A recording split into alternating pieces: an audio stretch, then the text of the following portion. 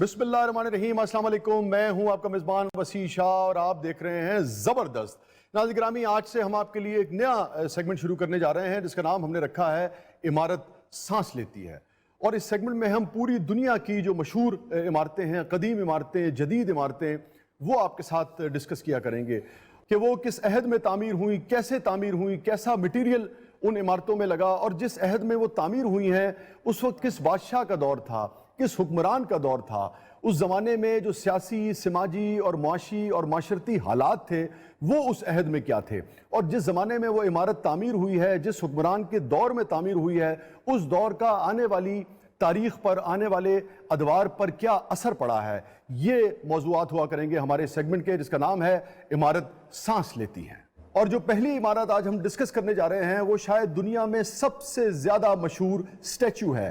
ये एक monumental sculpture है जिसका नाम है स्फिंक्स ऑफ गिजा। ये कौन आ गया? मैं खुफू मिस्र दा फिरौन अबुल हॉल। तो मेरा भी तारीफ करा। ना जी, फिरौन भी थल्ले लगा आज।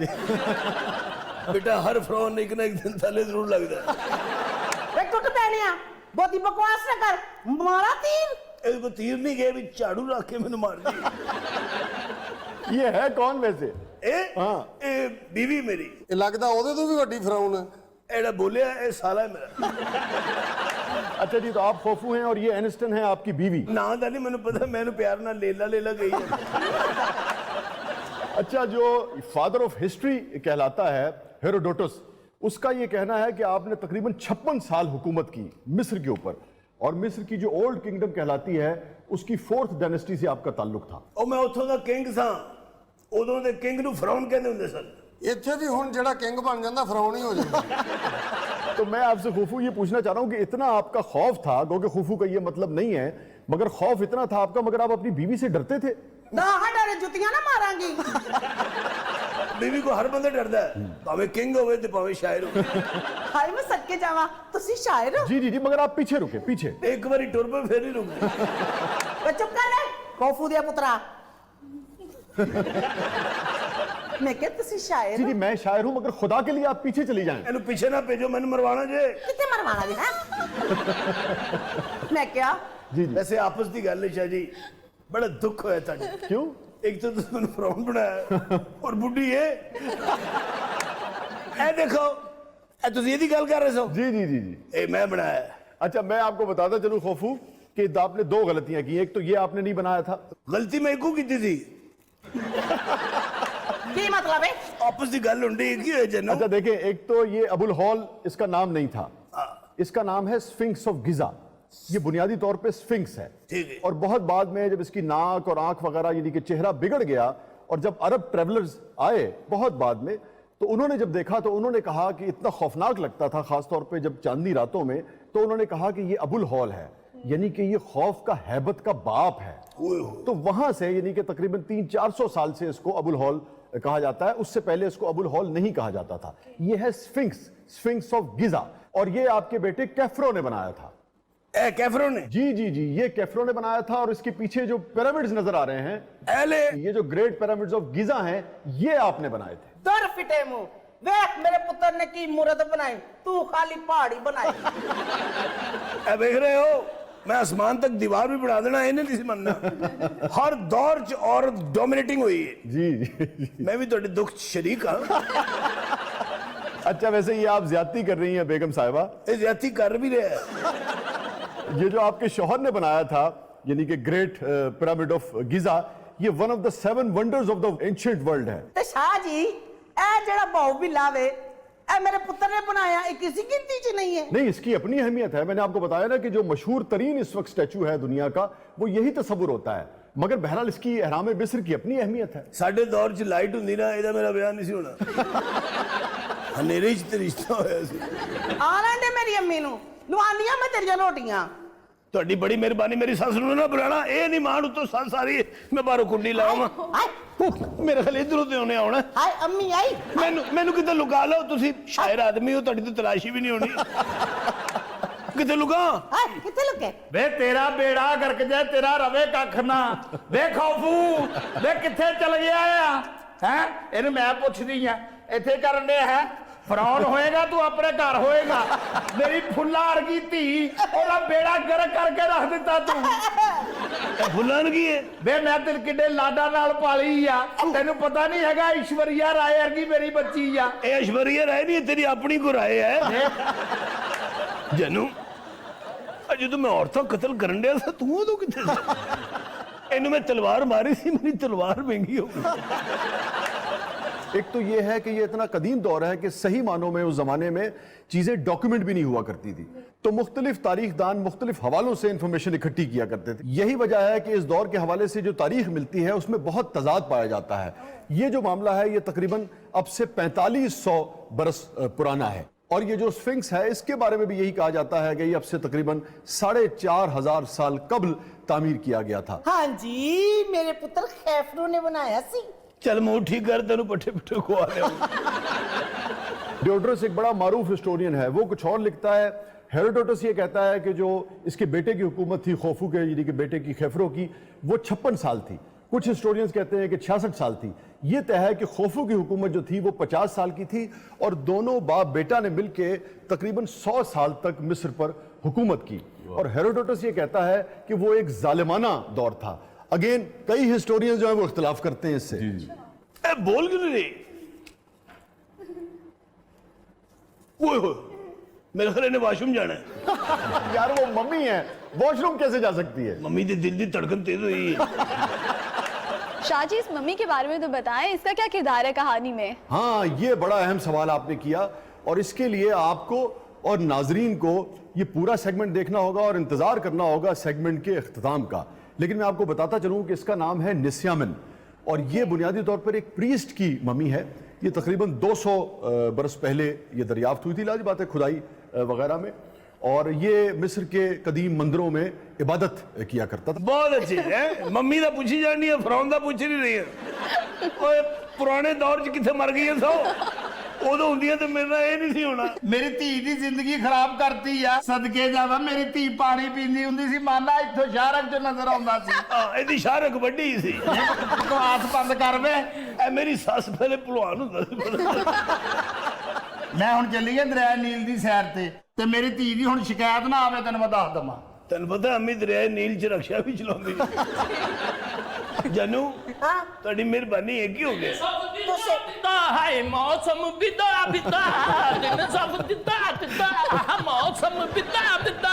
ए मेरी वो हरकत है जिहदी वजह तो मैं आज भी शर्मिंदा। तादा थरमिंदा ਤੁਹਾਡੇ ਤੋਂ ਵੱਧ ਹਕੂਮਤ ਦਿੱਤੀ ਆ मैं। आ मेरा बेटा खैफे तो मनूस मारी नूह है मेरी। मैं तेनू क्या सी ना खैफरे, मैनू वखरा हरम बना के दे, मैं नहीं रहना ਇਹਦੇ ਨਾਲ। ए साडी नो है जी जी जी। ते रोटी सिर ते ਲਈ ਫਿਰਦੀ। ਅੱਬਾ ਜੀ ਰੋਟੀ ਨਹੀਂ, ਉਹ ਤਾਦ ਜਿਹੜਾ ਬਾਥਾਵਾਂ ਨੇ ਪਾਇਆ ਹੁੰਦਾ ਪਾਤੀ ਹਾਲ। ਓਏ ਜਰਾ ਮੈਂ ਤਾਂ ਉਹਦੀ ਜੇਬ ਚੋਂ ਪੈਸੇ ਹੀ ਕੱਢ ਲਵਾਂ। ए बड़ा बदतमीज है, पिछली बार भी मम्मी दी बोरी ला के बेचा है। अच्छा मुंडे मेरे दा भी ब्याह होया है, ओदी बीवी माशाल्लाह खूबसूरत है। मेरे नाल की होया है? मेरा खाड़े च ब्याह होया सी। अच्छा आप देखें कि वो कदीम दौर जो था कैसा जहालत का वैसे दौर था, यानी कि ऐसी जहालत कि आज जब उस तारीख को आप पढ़ते भी हैं, डिस्कस भी करते हैं, तो भी शर्म से आपकी निगाहें जो हैं वो झुक जाती हैं, आदमी शर्म से पानी पानी हो जाता है। अंदाजा कीजिए कि जो खैफरे ने जो शादी की थी वो अपनी बहन से शादी की थी। शाह जी, ये वैसे उस वक्त ये एक रिवाज या रिवायत थी, जैसे टॉलमी ने क्लोपेट्रा से शादी की, वो भी आपस में भाई बहन थे। जी जी जी, इसीलिए तो इसको दौरे जहालत कहा जाता है।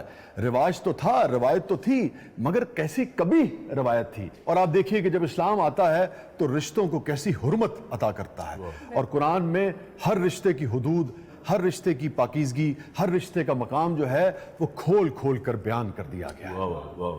शाहजी, वैसे ये स्विंग है क्या? ये बड़ी अजीबुल खलकत सी चीज लगती है। मतलब ये मुजस्मा समझ नहीं आ रहा कि इंसान का मुजस्मा है या किसी शेर का मुजस्मा है, ये तो थोड़ा बताएं। कुछ भी नहीं है, सीमेंट बजरी तथा दीता बस। अच्छा देखिए, ये जो स्फिंक्स है ये तो लाइमस्टोन का बना हुआ है, और बुनियादी तौर पे ज़माने कदीम में ये मिथिकल क्रिएचर हुआ करते थे, और मिस्र में भी और ग्रीक माइथोलॉजी में भी इनका कसरत से जिक्र मिलता है। ये पता नहीं लगता है कि इसकी इब्तिदा जो है, स्फिंक्स की इब्तिदा जो है वो ग्रीक्स ने की या मिस्र ने की। दोनों तहजीबों के दाई जो हैं वो इसका दावा करते हैं। यूनानी रिवायात में जो आपको स्फिंक्स मिलते हैं उनमें ज्यादातर अपर पोर्शन जो है वो औरत का है और नीचे जो धड़ है वो शेर का है। मिस्र के जो आपको स्फिंक्स मिलते हैं जैसा कि स्फिंक्स ऑफ गिजा है, इसमें अपर जो पोर्शन है वो मर्द का है और नीचे वाला जो धड़ है वो शेर का है। ਨਾਲੇ ਮੇਰਾ ਇਹ ਵੀ ਤੇ ਦੱਸੋ ਨਾ ਮੈਂ ਬਣਾਇਆ ਕਿਸ ਤਰ੍ਹਾਂ ਸੀ? ਅੱਬੇ ਦੀਆਂ ਸਾਰੀਆਂ ਕੁਆਲਟੀਆਂ ਦੜਾ ਦਿੱਤੀਆਂ ਤੁਸੀਂ ਤੇ ਸਾਡੇ ਵੱਲ ਧਿਆਨ ਹੀ ਨਹੀਂ ਪੈਂਦਾ ਤੁਹਾਡਾ। पौना घंटा बोलेगा तो एक लफ्ज समझ आएगा। अच्छा जी, जो आर्कियोलॉजिस्ट हैं उनका यह ख्याल है कि बरसों लगे होंगे इसे तराशने में। हाँ जी। और अगेन चूंकि आप ये अंदाजा कीजिए ना कि इतना ज्यादा तजाद पाया जाता है कि कुछ कहते हैं कि 4,500-5,000 साल पुराना है ये मुजस्समा, कुछ कहते हैं 7,000 साल पुराना है। तो हतमी तौर पे कुछ भी इसके बारे में नहीं कहा जा सकता, मगर एक ख्याल ये है कि बिला मुबालगा लाखों लोगों ने इसकी तराश खराश में और उसकी तामीर में उस वक्त हिस्सा लिया होगा। वैसे मैं भी बड़े जलील और घटिया आदमी हूं, सारी जिंदगी स्टैचू बनाता रहा, बेड नु स्टूल नहीं बनाया। और ये भी इसके बारे में ख्याल किया जाता है कि ये लिविंग स्टोन से बनाया गया है, यानी कि ये पत्थर यहाँ मौजूद था और इसको तराशा गया है, इसके लिए पत्थर जो है वो दूर से नहीं लाए गए हैं। शाह जी बड़ी मेहनत करनी पई आ पत्थर जे ते थरा से ਇਹਨੂੰ ਸੈਨੀ ਥੋਰੇ ਦੇ ਨਾਲ ਮੈਂ ਇੰਜ ਥਰਾ से ਐ ਐਂਡ ਤੇ ਜਿੱਦਾਂ ਥਤਲਾ ਹੋਇਆ ਮੈਨੂੰ ਲੱਗਦਾ ਤੂੰ ਚੱਟ ਕੀਤਾ ਇਹ ਠੋਡੀ ਥੱਲੇ ਕੀ ਲਮਕਣ ਡਿਆ? ਮੇਰੇ ਖਿਆਲ ਮਰੂੰਡਾ ਖਾ ਰਿਹਾ ਹੈ। और जाहिल आदमी तन तमीज ते है कोई नहीं, उधर रोटी खा के इतनी साफ सुफ कर ली तुमने। अच्छा, जो हमारा सेगमेंट है इमारत सांस लेती है, इसका एक मकसद ये भी है कि जब हम दुनिया की इमारतें और अदवार डिस्कस करेंगे तो हमें यह भी अंदाजा होगा कि मशहूर इमारतों का मुल्कों की इकोनॉमी में कितना बड़ा किरदार है। आप देखिए ना, दुनिया इन इमारतों को देखने के लिए जोक दर जोक जाती है। यानी कि सालाना तकरीबन 1.5 करोड़ सयाह जो है वो इन पिरामिड्स को, स्फिंक्स ऑफ गीजा को देखने के लिए जाता है।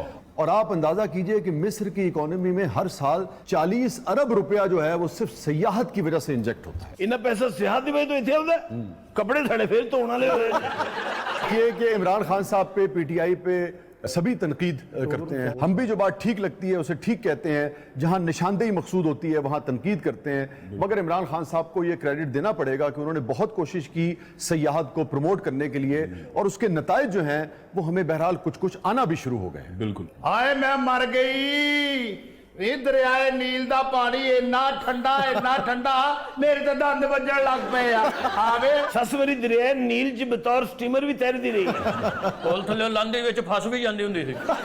ਟੁੱਟ ਪੈਣਿਆ ਮੇਰੇ ਤੋਂ ਲੁੱਕ ਕੇ ਕਿਧਰੇ ਤੂੰ ਇਹਦੇ ਨਾਲ ਵਿਆਹ ਤਾਂ ਨਹੀਂ ਸੀ ਕੀਤਾ? ਓਏ ਉਹਦਾ ਜਹਾਲਤ ਦਾ ਦੌਰ ਜ਼ਰੂਰ ਸੀ, ਅੰਨਿਆਂ ਦਾ ਦੌਰ ਨਹੀਂ ਸੀ। अच्छा मार ओनू भी पहन रही है, लेकिन मेरी बीवी उस तरह से नहीं की।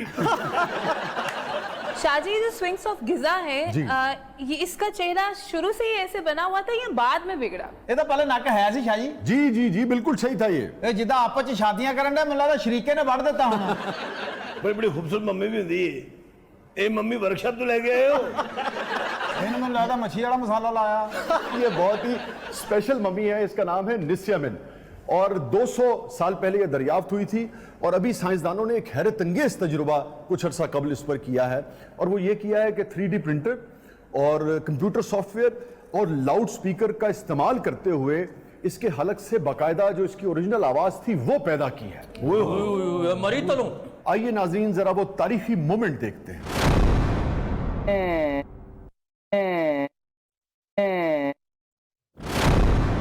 ओए होए डी खौफनाक आवाज किते भी ना बोल पवे। ਮੈਂ ਕਿਹਾ ਮੰਮੀ ਜੀ ਤੁਸੀਂ ਤਾਂ ਨਹੀਂ ਉੱਠਣਾ? ਮੰਮੀ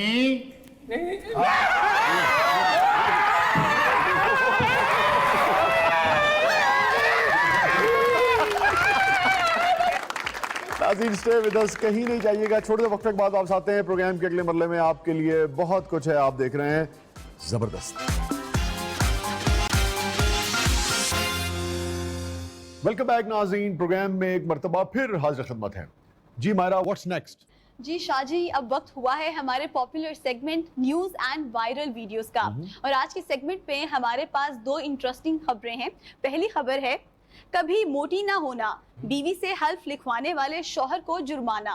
शाह जी जिवें इत्थे कहंदे ने कि कभी करप्ट ना होना, सादिक और अमीन रहना। इसका उससे क्या ताल्लुक? ਅੱਛਾ ਇਹੋ ਜਿਹੇ ਬੰਦੇ ਨੇ ਲੈ ਨੂੰ ਫਰਾਣਾ ਹੋਵੇ ਨਾ ਤੇ ਟਾਈ ਲਾ ਲੈਂਦੇ। ਅੱਛਾ ਇਦਾਂ ਦਾ ਬੰਦਾ ਆਪਣੀ ਬੇਗਮ ਦੀਆਂ ਸ਼ਿਕਾਇਤਾਂ ਵੀ ਲੈ ਨੂੰ ਲਾਉਣ ਡਿਆ ਹੁੰਦਾ। ਦੇਖ ਲਾ ਹੁਣ ਮੁੜਦੀ ਨਹੀਂ ਹੈ। अच्छा जी देखिए, यॉर्कशायर का ये वाकया है और मौसूफ ने क्या किया कि अपनी बीवी से कहा कि अगर तुमने वजन कम नहीं किया तो 500 पाउंड तुम्हें जुर्माना होगा। और ये बातचीत करके अपनी बेगम से उन्होंने लिखवा भी लिया इसके ऊपर। बहुत अच्छा बेगम इन्ने पैसे दी लैपो करवा लेंदी और जिन्नी ओदी उम्र हो गई सी बेगम वैसी लैपो हुई। अच्छा, बीवी का मौकफ ये है कि शादी से पहले आज तक, यानी कि इस वाक़े तक, मौसूफ जो है वो उसकी बॉडी शेमिंग किया करते थे। कभी उसे भैंस कहते थे, कभी मोटी कहते थे। और उस बेचारी का ये कहना है कि इसके तानों की वजह से तंग आकर आखिर मैंने 20 पाउंड अपना वजन कम भी किया। मगर वजन कम करने के बावजूद उसने ये कानूनी कागज जो है 500 पाउंड वाला ये लिखवा लिया बीवी से। शाह जी 20 किलो घट कीता ते सोचो किन्ना होएगा जेड़ा बंदा तंग आ गया। अच्छा, जिन्ने असी इत्थे मुबस्सरीन बने हैं ना, घर किसी की हिम्मत नहीं होती कि गल भी कह दे। अच्छा, आप देखिए कि आज हम इस पर हंस रहे हैं, मगर हकीकत ये है कि ये शर्मिंदगी का बायस है।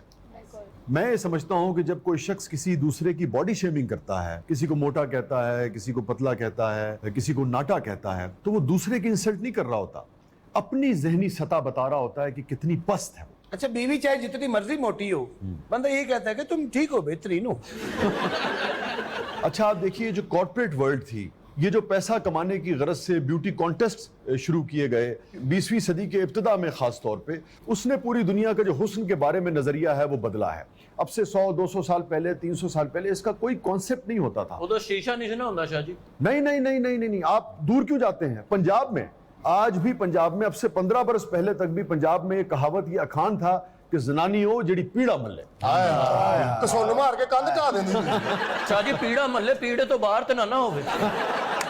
कोई बात नहीं, हुस्न का ताल्लुक जो है वो मोटापे से नहीं है, ये आपके दिमागों में भरा गया है। और खास तौर पे ये अमेरिकन कल्चर और ब्रिटिश कल्चर की देन है। बिल्कुल। और खास तौर पे जो दुबली पतली औरत का कॉन्सेप्ट है, ये तो बिल्कुल इसी सदी की देन है। ये जब से ब्यूटी कॉन्टेस्ट शुरू हुए हैं, तकरीबन 1850 के लगभग से इसका आगाज होता है। और ये जो बाकायदा मिस वर्ल्ड का कॉन्सेप्ट है कि दुबली पतली लड़की हो, नाक ऐसा हो, आंखें ऐसी हो, होंठ ऐसे हो, 1951 से इसका आगाज बर्तानिया से होता है। अच्छा, बीवी खूबसूरत हो ना, बंदा भी कह रहा है मेकअप की आपको जरूरत ही नहीं है, आप ऐसे ही खूबसूरत है। नासरन की बीवी हो, बंदा रोज तू 3 टाइम मेकअप करना। अभी आप मेकअप वाले मामले को देख लें, इसके पीछे भी जो ब्यूटी कॉन्टेस्ट हैं, जब मेकअप कंपनीज आई और उन्होंने मैस प्रोडक्शन जो है वो शुरू की, तो उन्हें अपना सौदा दुनिया में बेचना भी था। तो फिर उन्होंने हमारे जहनों में ये बिठाने की कोशिश की कि खूबसूरत औरत वो है जिसने लिपस्टिक लगाई हो, खूबसूरत औरत वो है जिसने ब्लश ऑन लगाया हो, आईलाइनर लगाया हो, मस्कारा लगाया हो। हमारे जहनों में उन्होंने ये बिठा दिया कि अगर किसी औरत ने मेकअप नहीं किया हुआ है तो वो खूबसूरत नहीं हो सकती। और इसमें कोई शक नहीं कि हमेशा औरत जो है उसने सिंगार पसंद किया है, वो सिंगार करती रही है, सिंगार उस पर जचता भी है, अच्छा भी लगता है। मगर 100-150 साल पहले तक, जब तक ये मेकअप कंपनीज ने एक पूरी इंडस्ट्री की शक्ल इख्तियार नहीं की थी, औरत और मेकअप लाजिम व मलजूम नहीं था। आज आप अंदाजा कीजिए कि जो मेकअप इंडस्ट्री है, जरा गेस कीजिए कि दुनिया में जो मेकअप की इंडस्ट्री है कितनी बड़ी इंडस्ट्री होगी। कितनी बड़ी होगी जी पूरी दुनिया में? ये तो अब कोई जगह ऐसी नहीं जंगलात के अलावा। शाह जी 10-20 बिलियन डॉलर की तो होगी। नहीं, आपका छोटा सा मुंह है, 10-20 रुपए की कर दो। 400 बिलियन डॉलर की इंडस्ट्री है ये। अच्छा, राशिद भाभी ऐसे मेकअप लैन जावे ना तो दुकानदार सिरप दे दे। शाह जी मेकअप जरूरी भी है तो नहीं भी जरूरी, पूछो किवें? सर जब बीवी ने मेकअप किया होवे तो खर्चा बर्दाश्त नहीं होता, ना किया होवे तो बीवी बर्दाश्त नहीं होती। यार यही तो मैं आपको समझाने की कोशिश कर रहा हूं। हम ना मेकअप के आदी हो गए हैं, बिल्कुल ऐसे ही जैसे खाने में अगर आप तेज मिर्चें डालने लगे तो आप तेज मिर्चों के आदी हो जाते हैं। बिल्कुल। उसका नुकसान देखिए क्या होता है। उसका नुकसान ये होता है कि मिर्चें और मसाले जो आपने इंग्रेडिएंट्स डाले हैं, जैसे आपने फर्ज कर ले भिंडी बनाई है, आपने करेले बनाए हैं, आपने कोई और चीज बनाई है, मगर जब आप मसाले और मिर्चों की बहुतात कर देते हैं तो उसका जायका ओरिजिनल जो चीज आपने बनाई है उसके ऊपर गालिब आ जाता है। अगर आप आहिस्ता आहिस्ता अपने आप को प्रैक्टिस के बाद इसका आदी बना लें कि मिर्चें और मसाले कम कर दें, तो आपको धीरे धीरे जो ओरिजिनल चीज होगी ना उसका जायका आने लगे। ਇਹਦਾ ਮਤਲਬ ਘਰ ਜਾ ਕੇ ਬੇਗਮ ਨੂੰ ਕਿਹਾ ਕਿ ਮਿਰਚਾਂ ਘੱਟ ਰੱਖੀ ਜ਼ਰਾ ਅੱਜ। नहीं नहीं नहीं नहीं नहीं, तुसी बेगम नू 6 महीने बगैर मेकअप दे देखना शुरू करो। 6 महीने तुझे बेगम बगैर मेकअप तो देखना है। ਤੁਹਾਨੂੰ ਏਲੀਅਨ ਲੱਗਣ ਲੱਗ ਪਏ। यार क्यों लगने लगेगी? 6 ਮਹੀਨੇ ਤੁਸੀਂ ਆਪਣੀ ਬੇਗਮ ਨੂੰ ਮੇਕਅਪ ਤੋਂ ਬਗੈਰ ਦੇਖਣਾ, ਤੁਹਾਨੂੰ ਐਂ ਲੱਗਣਾ ਤੁਸੀਂ ਆਪਣੇ ਬਚਪਨ ਦੇ ਦੋਸਤ ਨਾਲ ਫਿਰਨ ਡਏ। अच्छा, वैसे ना ਤੁਹਾਡੀਆਂ ਗੱਲਾਂ ਤੋਂ ਲੱਗਦੀ ਹੈ ਤੁਹਾਡੀਆਂ ਬੇਗਮਾਂ ਬਾਂਦਰੀਆਂ ਟੈਪ। इतना कॉन्फिडेंस नहीं है आहिस्ता यार। आहिस्ता देखें, मैं आपकी प्रैक्टिस करके देख लें। आहिस्ता आहिस्ता आप अपनी बेगमात का मेकअप कम कराते चले। और मेकअप कम कराने तो पहले ना जॉगर जरूर ले शाह जी हुण मेरी बेगम है ना, उन्हें सारी जिंदगी मेकअप नहीं इस्तेमाल बहुत अच्छी बात है, यही तो मैं कह रहा हूं। हाँ जी, भाभी ने मुझे रखी है। नहीं ठीक है, ये थोड़ी बहुत थ्रेडिंग वेडिंग होगी, मगर आप ये प्रैक्टिस करके देखें अपने लाइफ पार्टनर्स के साथ आप सब, कि उनसे कहें कि आहिस्ता आहिस्ता जरा मेकअप कम करो। फिर आप देखेंगे कि 4-6 महीने के बाद जब आपकी बेगमात का असल हुस्न निकल कर सामने आएगा तो आपकी दौड़े लग जाएंगी और लग पता जाएगा। नहीं, आप यकीन करें, आप ये करके देखें, 6 महीने के बाद आपको अपनी बेगमात जो है ना वो मेकअप के बगैर अच्छी लगेंगी, और मेकअप उसके बाद आपसे बर्दाश्त नहीं होगा। आपको लगेगा कि कोई जाली इंसान आपके सामने आया। शाह जी मेरी गल नहीं तुसीं सुनदे, पता नहीं मैं तुहाडे खिलाफ गल करदा है। नहीं, मुझे तो आपकी बात बहुत पसंद आई। मैं इन्नी गल कही कि मेरी बेगम जिहड़ी है बगैर मेकअप तो सोहनी लगदी है। ਇਹਦੇ ਮੱਥੇ नहीं लगती। मेरी बेगम आ चेहरा माशाल्लाह भारा, जिस्म भारा, सोहनी लगदी है। हुण मायरा वर्गी लड़की नाल शादी करनी, पक्खे दा मूंह जदों ऐनू करना 2 दफा काहदे च वजणी। लेकिन भाई खूबसूरत लड़की है, उन्हें सवेरे उठ के जूस फ्रूट खाने वाले चेहरे नहीं उन्होंने।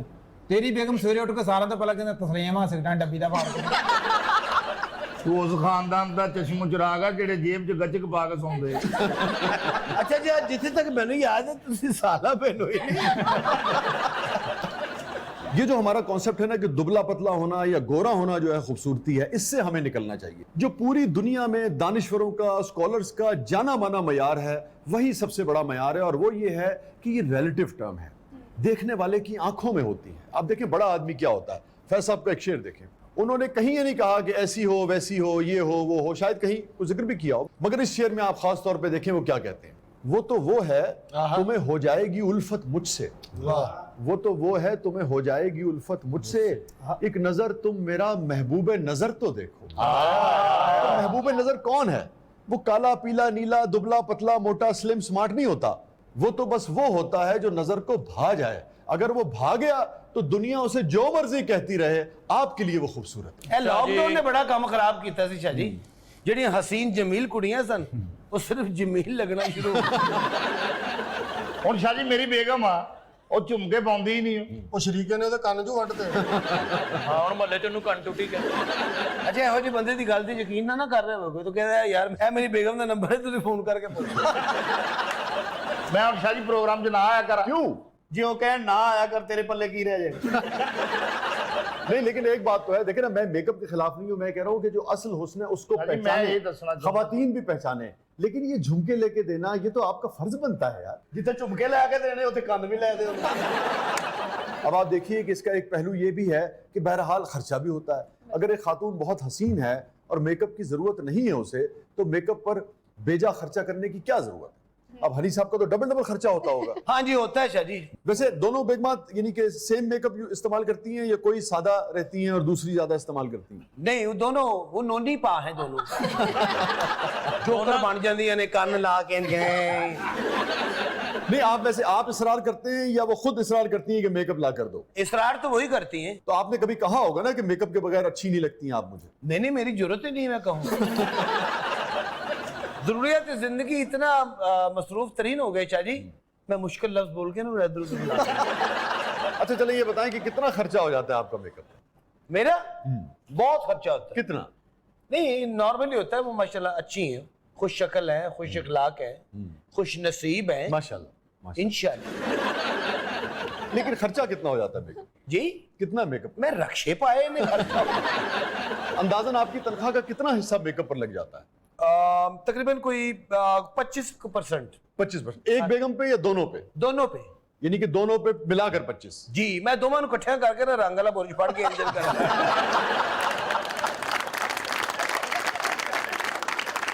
तो मैं यहाँ ये कहना जरूरी समझता हूँ कि हम सिर्फ ये कह रहे हैं कि यकीनन मेकअप करना खवातीन का हक है, जितना चाहे करें, कोई इस पे एतराज नहीं है, मगर मेकअप के बगैर जो खुदा ने आपको हुस्न दिया है और दिया है उसको पहचाने और एतमाद के साथ पहचाने।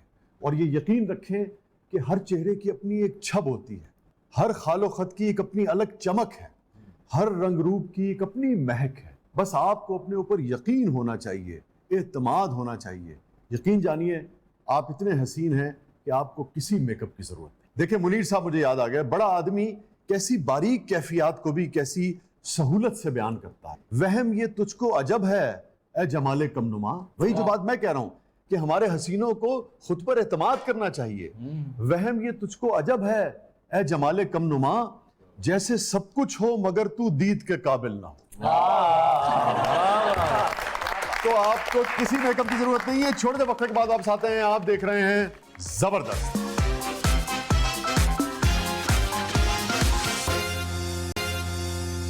वेलकम बैक नाज़रीन, प्रोग्राम में एक मरतबा फिर हाजिर खिदमत है और अब वक्त हुआ है हमारे सेगमेंट का जिसका नाम है हू बहू।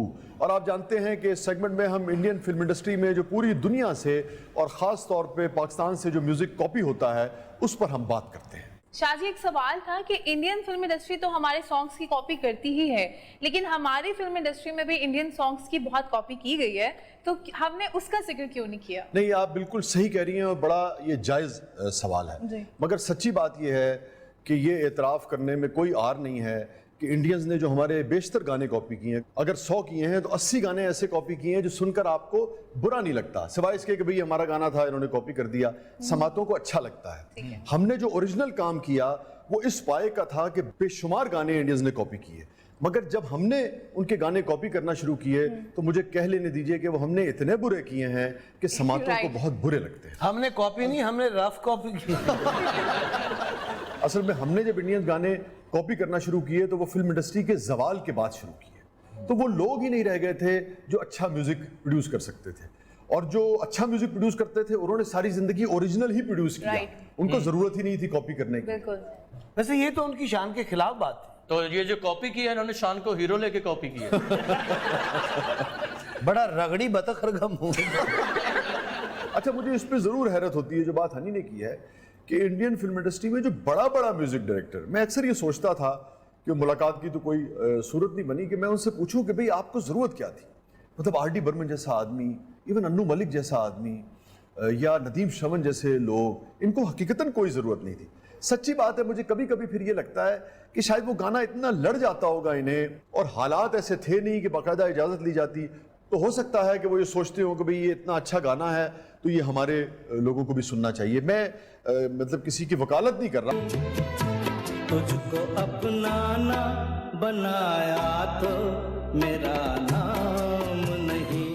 जी नाज़रीन गिरामी, ओरिजिनली ये गाना 1985 से 2 बरस पहले 1983 में पाकिस्तान में तख्लीक हुआ। जुमा 22 अप्रैल 1983 को पाकिस्तान में एक फिल्म रिलीज हुई थी जिसका नाम था दहलीज।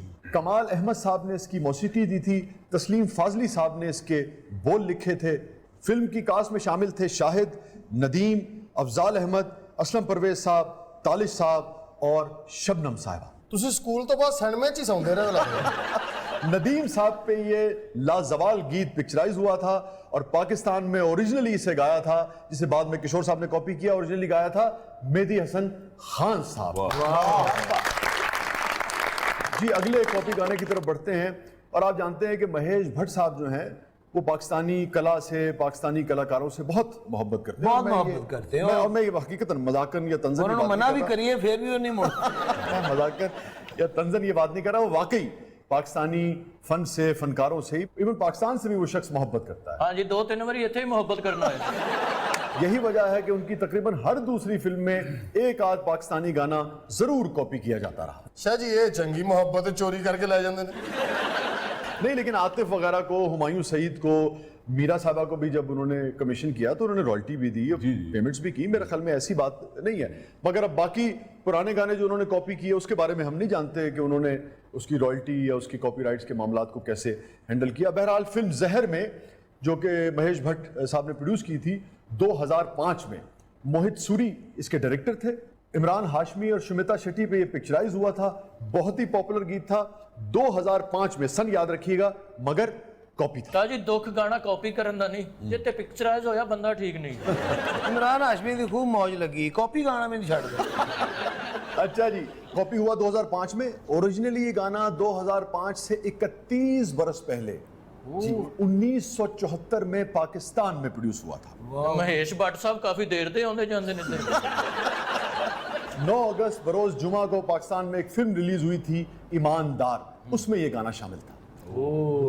ये ईमानदार फिल्म दे विच बेईमानी हुई है जी। ईमानदार कॉमेडी से भरपूर एक फैमिली ड्रामा फिल्म थी। और तस्नीम फाजली साहब ने इसके बोल लिखे थे, ओरिजिनल बोल भी उन्होंने कॉपी कर लिए और ओरिजिनली गाना कंपोज किया था पाकिस्तान में नाशाद साहब ने। शाहजी, फिल्म की कास्ट में कौन कौन था? फिल्म की कास्ट में थे रंगीला साहब, मुनव्वर जरीफ साहब, नन्ना साहब, दीबा, निशो बेगम, आगा तालिश और तारिक अजीज साहब। और शाहजी गालिबन इस फिल्म में अलाउद्दीन साहब भी थे। जी जी, अलाउद्दीन साहब भी इस फिल्म का हिस्सा थे। माशाल्लाह शाह जी, एडी कास्ट दे विच ईमानदार कौन सी विच? और निशो बेगम पे और रंगीला साहब पे ये गाना पिक्चराइज हुआ था और गाया था तसव्वुर खानम साहिबा ने। आइए जरा ओरिजिनल गाने का लुत्फ लें। अगर तुम मिल जाओ, ज़माना छोड़ देंगे। सिर्फ गाने कॉपी किया कि रंगीला साहब ने भी किसने कॉपी किया? रंगीला साहब वर्गा मुंह किन्ने ले आना सी। शाहजी, एक बात पूछनी थी। मुझसे कुछ दोस्तों ने कहा कि ये पीछे जो आंख है ये ऐसा लगता है जैसे दज्जाल की आंख है। हालांकि मलंगी दे दादे दी आंख है। अच्छा, सबसे पहली बात तो यह है कि जिन दोस्तों ने ये सवाल उठाया है, हम उनका भी एक तरह से शुक्रिया अदा करते हैं कि वो इतनी बारीकी से हमारा प्रोग्राम देखते हैं। दूसरे, आपने देखा होगा कि जब ओरिजिनली हमने सेट डिज़ाइन किया था तो हमने बहुत सारे ऐसे सेगमेंट्स इंट्रोड्यूस किए हैं जो कि स्क्रीन पर हमें लोगों को दिखाने हुआ करेंगे। अब चूंकि पहली मर्तबा गालिबन आप यहाँ पूरा मंजर ये देख रहे हैं तो आपको अंदाज़ा हो रहा होगा कि आँख का इससे कोई ताल्लुक नहीं है, ये दायरा है जो मुस्तकिल घूमता रहता है। मगर जब मेरी नशिस्त यहाँ आती है तो वो कटने के बाद बाज़ औक़ात ऐसा लगता था कि भाई ये कोई आंख है या इस किस्म की कोई चीज़ है। यहाँ मैं आपको बताता चलूँ कि हमने अपने क्रिएटिव डिपार्टमेंट को हिदायत जो हैं वो जारी कर दी हैं और जैसे ही वो हमें नया डिज़ाइन देंगे हम इसको फौरी तौर पर बदल देंगे। सर जी, दजाल दी अख तो लगती नहीं, भी दजाल दी अख च केड़ा पखा लगा हुआ? नहीं, मैंने आपको बताया ना, जो नशिस्त आती है ना तो आधा कट जाता है। तो लोगों की भी जो इसके ऊपर राय थी वो अपनी जगह बिल्कुल दुरुस्त थी। उनका कंसर्न भी है, लाजिम बात है, हमसे मोहब्बत करते हैं तो हमें हर तरीके से वो किसी भी आलाइश से, किसी भी बुराई से पाक देखना चाहते हैं। तो मैं तो उन सब का शुक्रिया अदा करूंगा। मगर आज आप देख रहे हैं पूरे फ्रेम में इसका उससे कोई दूर दूर तक ताल्लुक नहीं है। शाह जी, लोग आपका शो बड़ी बारीक से देखते हैं। जी जी, हमारा शो कहा करें ना। हाँ जी, हमारा ही। आपसे मिलना भी चाहते हैं। जरूर जरूर, मोस्ट वेलकम। अपना नंबर भी दे दीजिए। अच्छा जी, नंबर हम आज से दे रहे हैं। अच्छा जी जी जी जी, आप आज से टेलीविजन स्क्रीन पर नंबर देखेंगे। ये हमारा व्हाट्सएप का नंबर है। वाह। और हम सेगमेंट शुरू कर रहे हैं, उसका नाम हुआ करेगा व्हाट्सएप टाइम।